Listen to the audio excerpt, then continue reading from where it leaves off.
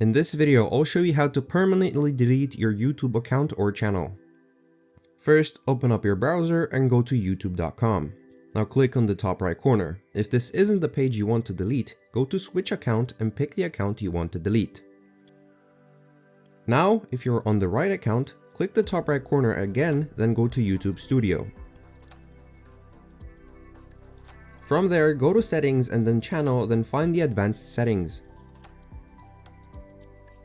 Scroll down until you find remove YouTube content. Google will ask you to retype your password for security purposes. Once done, you will be directed to removing your account. Here you have two choices, hide or permanently delete, which is what we want. Just remember that all your videos, paid subscriptions, and other data in your YouTube channel will also be deleted permanently. If you're good with that, check the boxes, then click delete my account. For the last step, it will ask you to retype the email address used in your account. Now your account is in the process of deletion, and that's it. That's how you can delete your YouTube account permanently. If you found this video helpful, please consider liking and subscribing.